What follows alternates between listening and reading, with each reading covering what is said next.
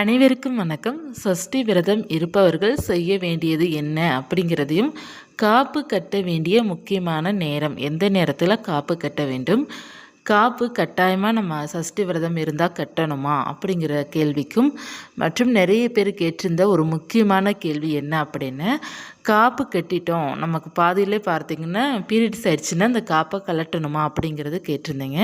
அதற்கான முழு பதிவு தான் இந்த பதிவில் நம்ம பார்க்க போகிறோம். சஷ்டி விரதம் அக்டோபர் மாதம் 22 வருகின்ற புதன்கிழமை தினத்தன்று தான் ஸ்டார்ட் ஆகுது. சஷ்டி ஆரம்பிக்கின்றது. நீங்கள் மொத்தம் நீங்கள் 6 அல்லது 7 நாள் விரதம் இருக்கணும்னு நினைக்கிறீங்க அப்படின்னா நீங்கள் காப்பு கட்டி 7 நாளோ அல்லது 6 நாளோ விரதம் இருக்கலாம். இல்லை நான் ஒரு நாள் மட்டும் விரதம் இருக்க போகிறேன் அப்படின்னா நீங்கள் சூரசம்ஹாரம் அன்று, அதாவது அக்டோபர் மாதம் 27ஆம் தேதி அன்று மட்டும் காப்பு கட்டி நீங்கள் விரதம் இருக்கலாம். இப்போ காப்பு கட்ட வேண்டிய முக்கியமான நேரம் அப்படிங்கிறது பார்த்தோம் அப்படின்னா காலை நேரம் நம்ம கட்டணும். அதிகாலை நேரம் பிரம்ம முகூர்த்த நேரத்துலேருந்து நம்ம கட்டிக்கலாம். அதிகாலை 3:30 நமக்கு 6 மணி வரை பிரம்ம முகூர்த்த நேரம் அப்படிங்கிறத சொல்லுவாங்க. அதிகாலை 4 மணிலேருந்து ஒரு 6 மணிக்குள்ளே கட்டலாம். அல்லது இன்னும் கொஞ்சம் நேரம் ஆகணும் அப்படின்னா 7:20க்குள்ளே நீங்கள் கட்டிடணும். ஏன்னா 7:30க்கு மேலே நமக்கு யமகண்ட நேரம் ஆரம்பிச்சிடுது.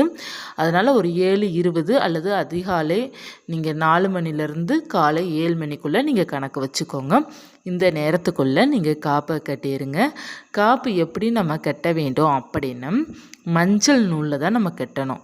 இப்போ மஞ்சள் நூல் இல்லை அப்படின்னா வெள்ளை நூல் வச்சுருப்பீங்களே, அந்த வெள்ளை நூலில் நல்லா மஞ்சள் தடவி காய வச்சுட்டு நீங்கள் ஒரு விரலி மஞ்சளோ அல்லது விரலி மஞ்சள் துண்டு இல்லை அப்படின்னா கூட நம்ம அப்படியே கூட கட்டலாம். ஆனால் விரலி மஞ்சள் அல்லது குண்டு மஞ்சள் அதில் நிற்கிது அப்படின்னா அந்த குண்டு மஞ்சளை நல்லா ஒரு முடிச்சு போட்டு நீங்கள் சுவாமி பாதத்தில் வச்சு, அதாவது முருகன் படத்திற்கு முன்னாடி வைத்து நல்லா வேண்டிக்கிட்டு நீங்கள் அந்த காப்பை கட்டணும். காலையில் நீங்கள் 4 மணிலேருந்து 6 மணி அல்லது 7 மணிக்குள்ளே நீங்கள் தினசரி நீங்கள் முருகருக்கு விளக்கேற்றி வைத்து உங்களால் முடிந்த அளவுக்கு நெய்வேத்தியம் பண்ணிவிட்டு நீங்கள் வழிபாடு செஞ்சீங்க அப்படின்னா ரொம்ப நல்ல பலன் கிடைக்கும். விரதம் இருப்பவர்கள் விரதம் இருக்க ஸ்டார்ட் பண்ணிடணும். இல்லை நான் விரதம் இல்லை பூஜை மட்டும் செய்ய போகிறேன் அப்படின்னா காலை மாலை 2 வேளையும் நீங்கள் பூஜை செய்தாலே போதும், ரொம்ப நல்ல பலன் கிடைக்கும். ஒரு வேளையும் மட்டுமாவது நீங்கள் பட்டினியாக இருந்து விரதம் இருக்கலாம். உங்களால் முடிந்தளவுக்கு உங்களோட உடல் ஆரோக்கியத்தை பொறுத்து தான் நீங்கள் விரதத்தை சூஸ் பண்ணணும். நல்லா கடுமையாக நான் விரதம் இருக்க போகிறேன் அப்படின்னா மிளகு விரதம் எடுக்கலாம், இளநீர் விரதம் இருக்கலாம். இல்லை அவ்வளோலாம் முடியாது அப்படின்னா பால் பழங்கள் விரதம் இருக்கலாம். அல்லது ஒரு பொழுது மட்டும் உணவு சாப்பிட்டு நம்ம விரதம் இருக்கலாம். இந்த மாதிரி விரத வகைகள் நிறையா இருக்குது. நம்மளுடைய உடம்புக்கு ஏற்றப்போல் நம்ம விரதம் இருக்கணும். இப்போ நீங்கள் காப்பு காலையில் கட்டிடணும். மாலை நேரம் கட்டலாமான்னு கேட்காதீங்க. ஏன்னா மாலை நேரம் காப்பு கட்ட வேண்டிய நேரம் இல்லை, காலை தான் நம்ம கட்டணும். எப்போதுமே நீங்கள் விரதம் இருக்கிறீங்க அப்படின்னு காலை கட்டுவதுதான் நல்ல பலன் உங்களுக்கு கொடுக்கும். விரதம் இருப்பவர்கள் காலை 6 மணியிலிருந்து நமக்கு மாலை 6 மணி வரை தான் ஒவ்வொரு நாளும் நமக்கு கணக்கு வரும். அதனால் காலை 6 மணிக்கே நீங்கள் விரதம் இருக்க ஸ்டார்ட் பண்ணிடணும். அதே போல் முதல் நாள் காப்பு கட்டியிருக்கணும். இப்போ காப்பு நான் கட்டலைங்க, சும்மா மட்டும் விரதம் இருக்கலாம். ஆனால் தாராளமாக நம்ம விரதம் இருக்கலாம். காப்பு கட்டாயமாக கட்டணுமான அவசியம் இல்லை. யாருக்கெல்லாம் விருப்பம் இருக்கோ அவர்கள் காப்பு கட்டி விரதம் இருக்கலாம். எதற்காக நம்ம காப்பு கட்டுறோம் அப்படின்னா நமக்கு ஒரு வைராக்கியத்தை கொடுப்பதற்காக, மற்றும் நமக்கு ஒரு நம்பிக்கை, இந்த காப்பு கட்டியிருக்கிறோம் எந்த வித தடங்கள் வராது அப்படிங்கிற முருகன் மீது அதீத நம்பிக்கைக்காக நமக்கு இந்த காப்பு கட்டுறது நமக்கு ஒரு பலத்தை தரக்கூடியது. காப்பு கட்டுறோம் இல்லையா, முருகனை நினச்சி தானே கட்டுறோம், அதனால் ஒரு பலம் நமக்கு கிடைக்கும். அதனால் நம்ம காப்பு கட்டுவது ரொம்ப நல்லது. அந்த காப்பு இருக்கிற வரை நமக்கு ஒரு தைரியம் இருக்கும், நமக்கு எந்த வித தடங்கள் வராது அப்படிங்கிற ஒரு நம்பிக்கை நமக்குள்ளே அதிகமாகவே இருக்கும். அதனால தான் காப்புக்கு ரொம்ப முக்கியத்துவம் சொல்லப்பட்டிருக்குது.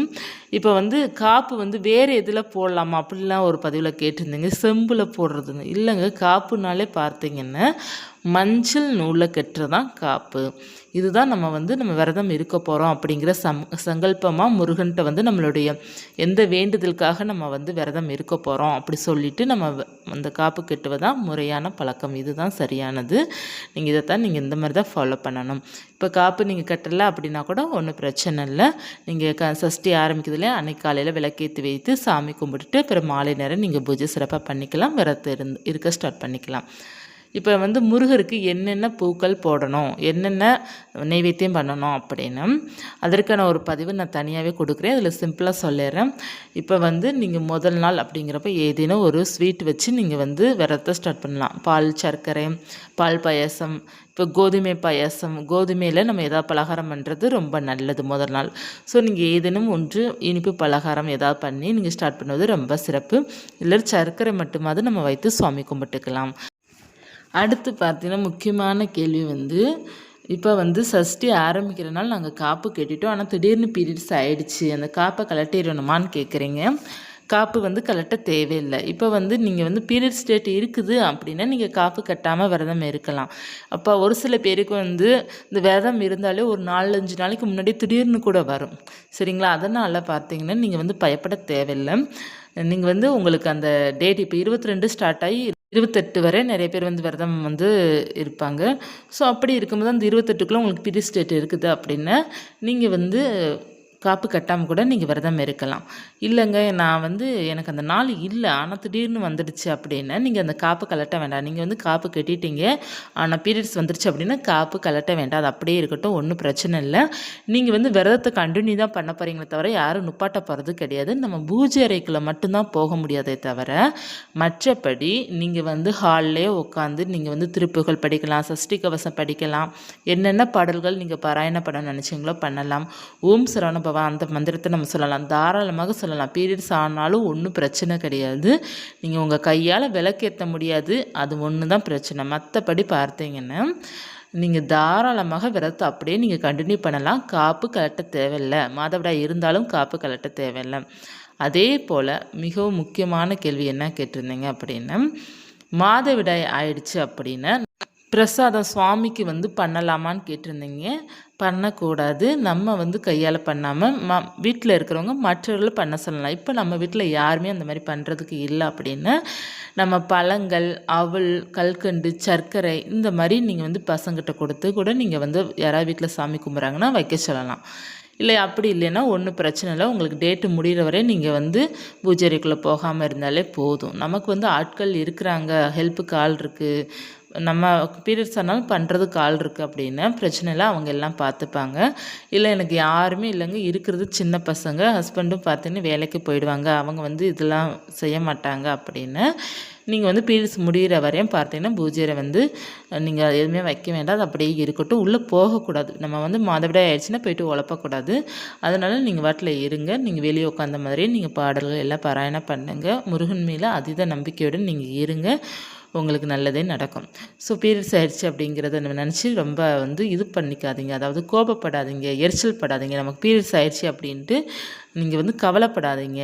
ஏன்னா இதெல்லாம் இயற்கை கூட நம்மளால் ஜெயிக்க முடியாது. ஸோ இயற்கையை வந்து ஏற்றுக்கிட்டே ஆகணும். நம்ம இயற்கையை கூட நம்ம வந்து இது பண்ண வேண்டாம். நிறைய பேர் வந்து இந்த மாதிரி விசேஷ நாள் வந்தது அப்படின்னா பீரியட்ஸ்னால நிறைய பேத்துக்கு டென்ஷன் அதிகமாக வரும்.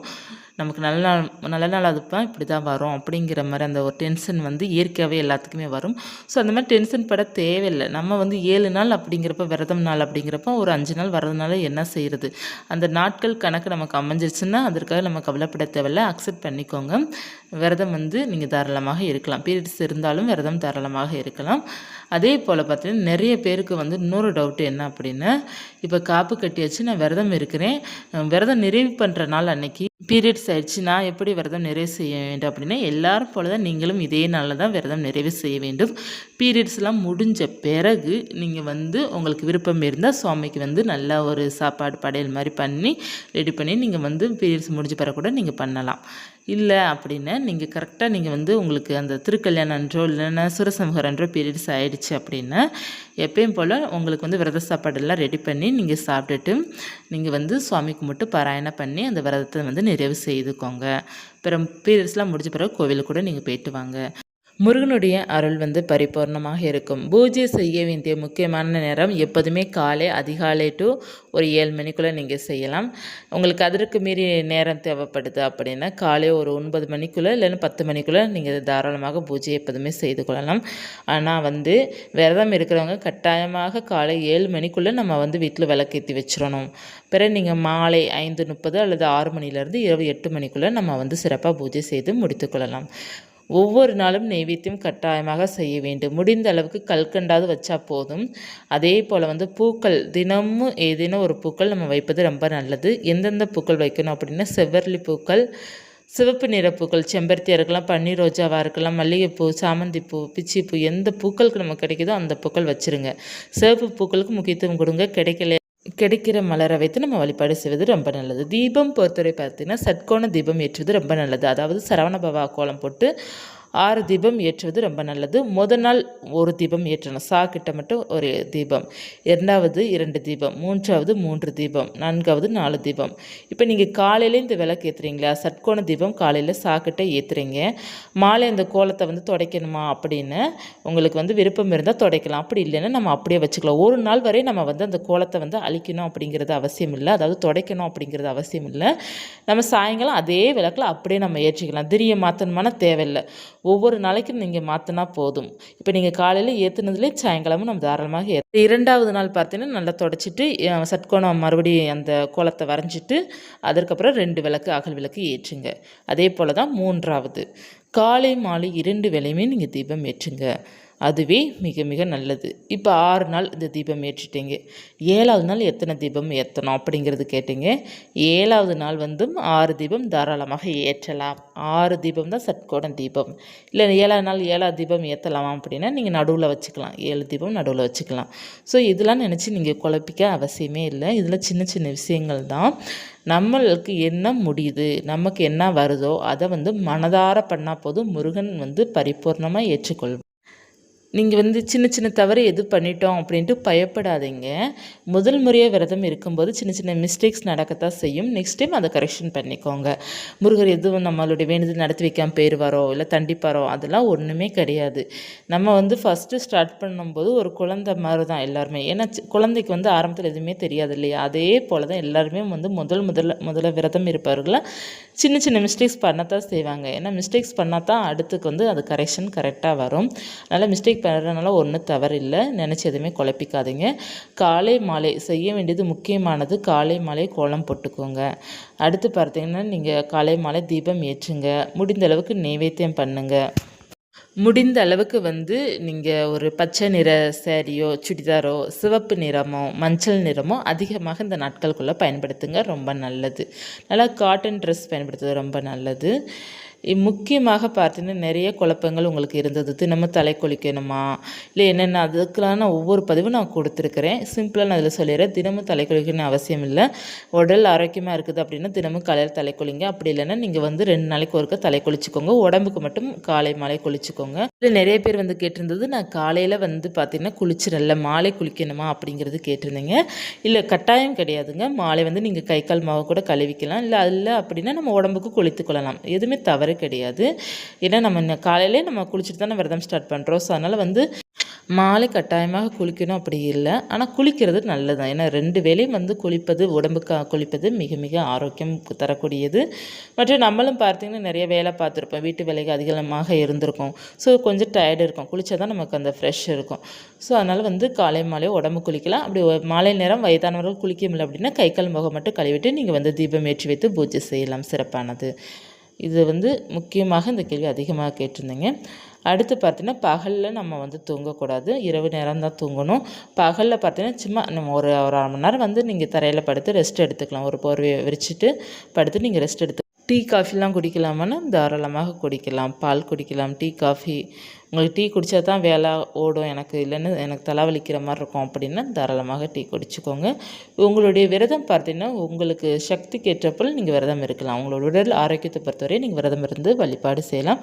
வேறு எதுன்னு டவுட் இருந்தால் கமெண்ட்டில் கேளுங்க. நம்ம அடுத்தடுத்து ஒவ்வொன்றும் நம்ம பார்க்கலாம். நன்றி.